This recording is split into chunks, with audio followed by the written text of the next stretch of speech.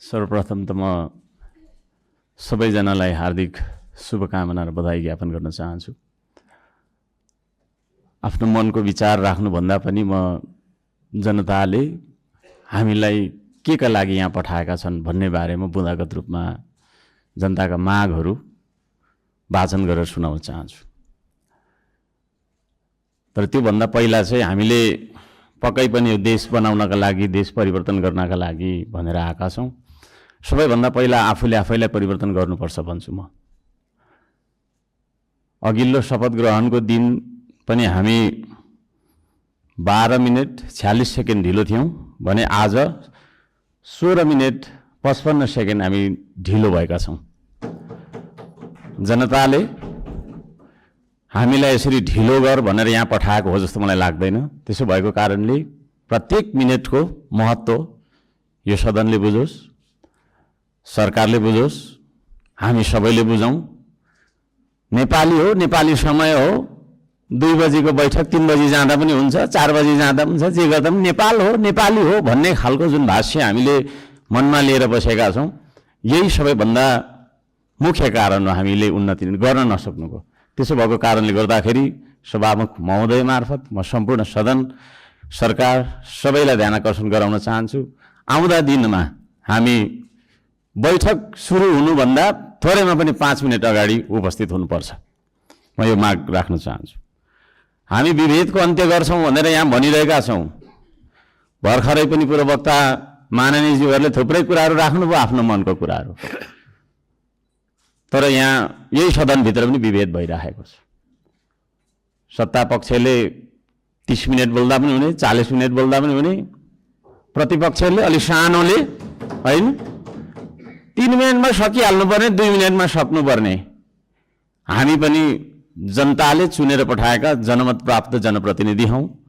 त्यसो भएको कारणले गर्दाखेरि हामीले आफ्ना क्षेत्रका आवश्यकताहरू, आफ्ना तपाईँको चाहिँ के अरे मागहरू राख्नका लागि प्रशस्त समय दिनुपर्दछ।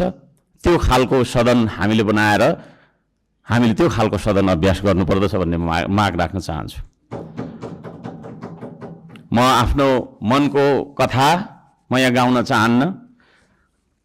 अब मेरो आफ्नो मन्तव्य राख्नुभन्दा पनि सरकारले कसो गर्नुपर्ने हो त?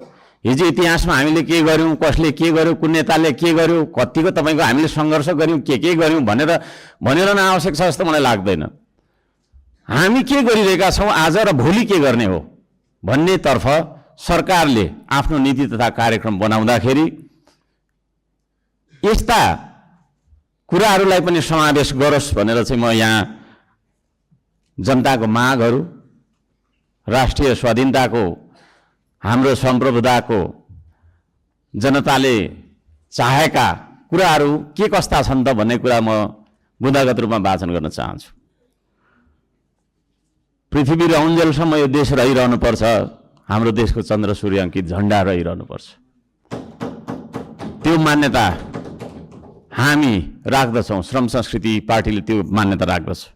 त्यसो भएको कारणले गर्दाखेरि देशको स्वाधीनता, भू राजनैतिक सन्तुलन र असंलग्न परराष्ट्र नीतिलाई बचाइराख्न सैन्य रणनीति उद्देश्यका साथ सुरु गरिएको असमान राष्ट्रघाती व्यापारिक सन्धि सम्झौता एमसीसीलाई खारेज गर्नुपर्दछ भनेर म माग गर्न चाहन्छु।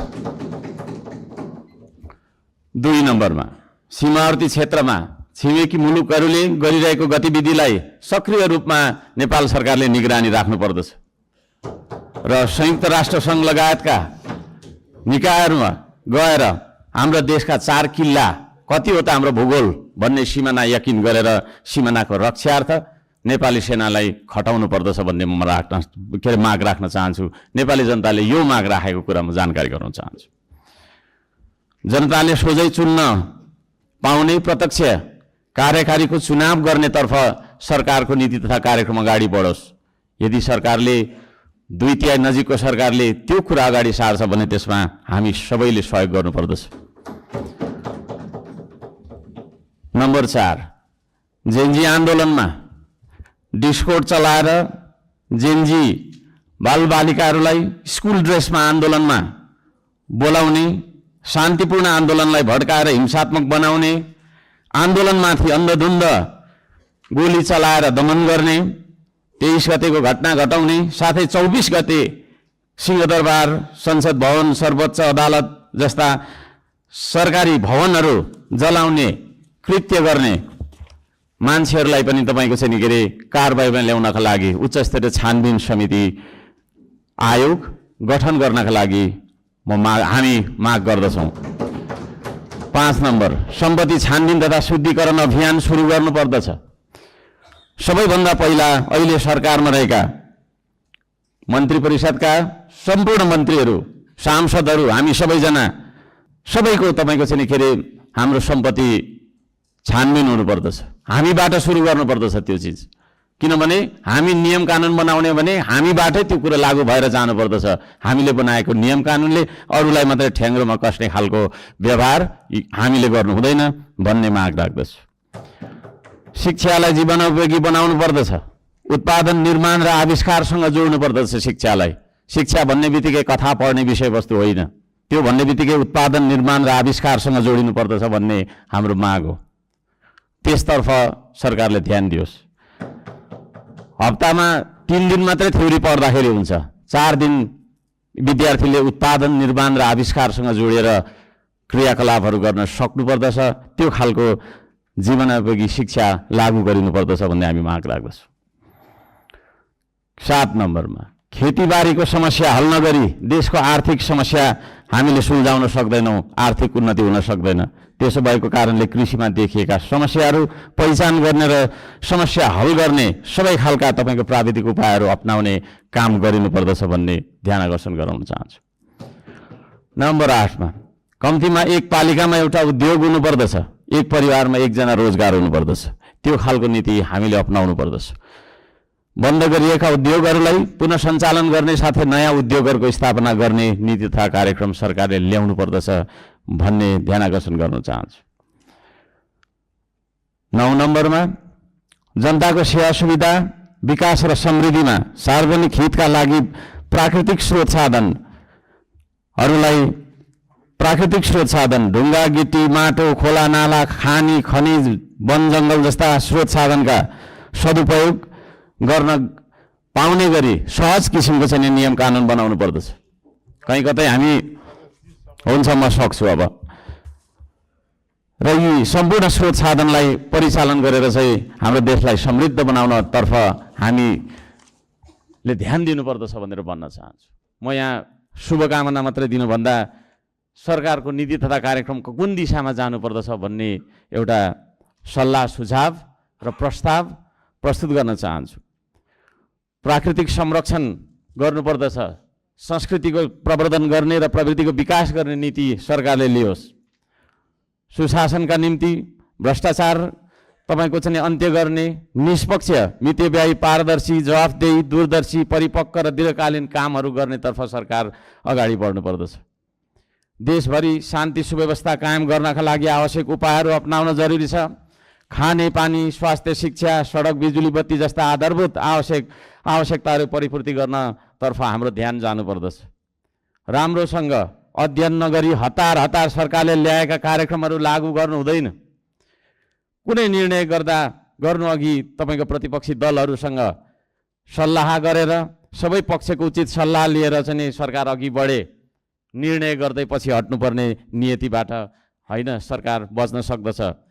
अहिले भर्खरै वृद्ध भत्ता, विद्यार्थी सङ्गठन, ब्रिज कोर्स जस्ता सम्बन्धमा निर्णयहरू जुन गरिएको छ यसलाई पुनर्विचार गरियोस् भन्न म चाहन्छु।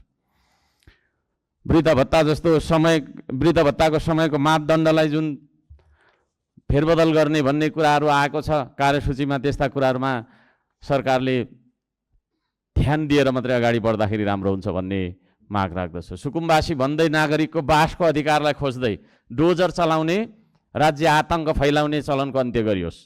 म त्यो भन्न चाहन्छु। जनताको घर टहरा भत्काउनु हुँदैन। विस्थापन होइन व्यवस्थापनको नीति सरकारले लागू गरेर अगाडि बढ्दाखेरि सबैले राम्रो हुनेछ। दशकौँदेखि बस्दै आएका भूमिहीन सुकुम्बासीहरूको स्वामित्व दिने गरी लाल पूर्जाको व्यवस्था गरोस् भनेर पनि म भन्न चाहन्छु। किसान मजदुर सुकुम्बासीका समस्या पहिचान गरी समाधानको पहल गर्ने धनीको मात्रै होइन गरिबको पनि हो यो देश भन्ने खालको आभास हामीलाई हुनुपर्दछ र जनतालाई पनि त्यो आभास भएको हुनुपर्दछ। त्यसतर्फ सरकारले काम गरोस् भन्ने म अनुरोध गर्न चाहन्छु। उपत्यका बाहिर पनि नेपाल छ भन्ने कुरा हामीले व्यवहारबाट जनाउनुपर्छ। यो काठमाडौँ उपत्यका मात्रै नेपाल हो भन्ने किसिमले सबै विकास चाहिँ यहाँभित्र मात्रै थोपार्ने किसिमको चाहिँ विकास हुनु हुँदैन भनेर म ध्यान आकर्षण गर्न चाहन्छु। सबै खाले विभेदको अन्त्य गरिनुपर्दछ। भूपू गोर्खा सैनिकहरूको समान पेन्सनका लागि नेपाल सरकारले आवश्यक सबै खालका पहलहरू गरोस्। नेपाल सरकारले गरेको सन्धि मार्फत चाहिँ नि गएका भूपू गोर्खाहरूलाई नागरिकता कायम राखेर चाहिँ नि उहाँहरूलाई एउटा नागरिकको दर्जामा राख्ने नियम त्यो खालको चाहिँ नीति हामीले अवलम्बन गर्नुपर्दछ भनेर ध्यान आकर्षण गराउन चाहन्छु। समयको पाबन्दीले गर्दाखेरि मैले यी कुराहरू सबै कुरा वाचन गर्न चाहिनँ। माननीय सभामुख महोदयले 2-3 चोटि भनिसक्नु भएको छ र यो म पत्र सम्माननीय सभामुख महोदय मार्फत टेबल गर्न चाहन्छु र यस सल्लाह सुझाव अन्तर्गत सरकारले आफ्ना विचारहरू आफ्ना नीति तथा योजनाहरू अगाडि बढाओस् भन्ने म माग राख्न चाहन्छु। धन्यवाद।